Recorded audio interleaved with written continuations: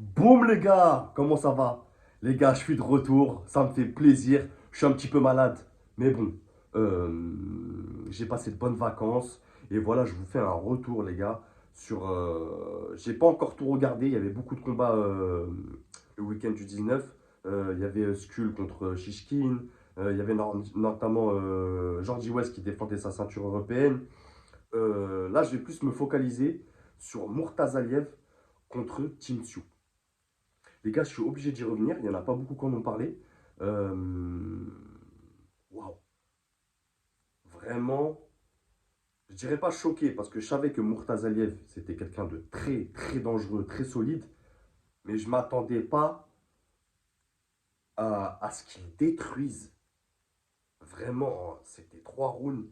Ça m'a limite fait pas de la peine parce que ça reste un boxeur, mais détruire comme ça un boxeur élite de ce niveau-là, les gars, faut savoir que Tim Tszyu, c'est pas Franklin la Tortue, c'est un ancien champion WBO chez les Super Walter.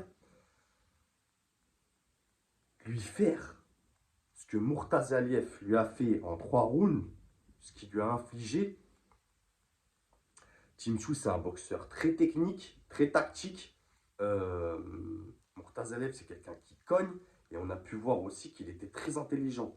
Euh, et qu'il avait une frappe sèche et lourde. Vraiment, ce crochet du gauche en intérieur. En fait, le premier crochet du gauche que Tim Tszyu prend, il ne reviendra jamais de ce knockdown.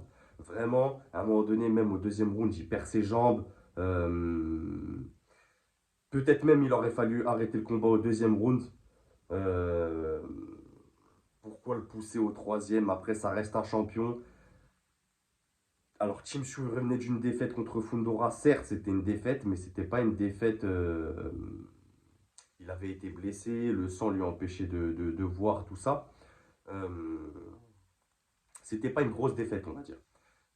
Là, vraiment, il lui a fait mal. Il l'a brisé, il l'a détruit. Et voilà, comme je vous dis, Murtazaliev qui arrête Tim Tszyu en 3 rounds par jet de l'éponge et arrêt de l'arbitre.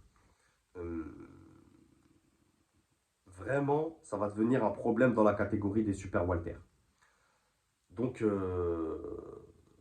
donc Murtazaliev qui est passé top 2 chez BoxRec dans la catégorie des super Walter, champion IBF.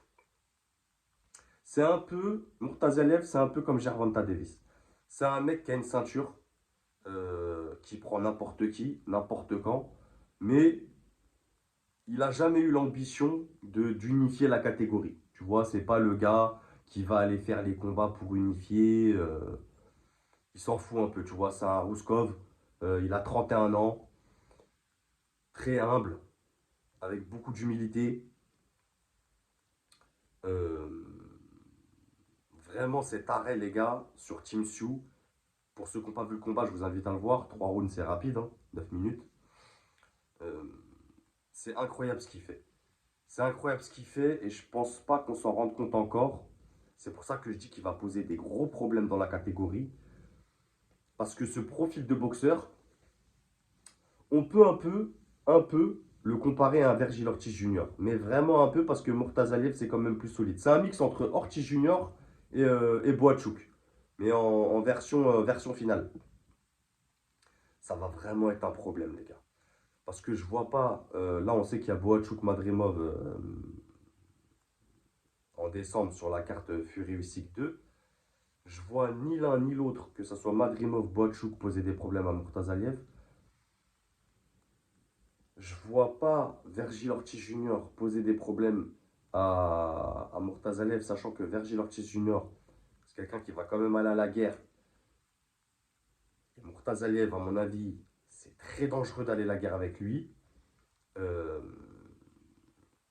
Fundora, je le vois pas tenir face à Murtazaliev aussi.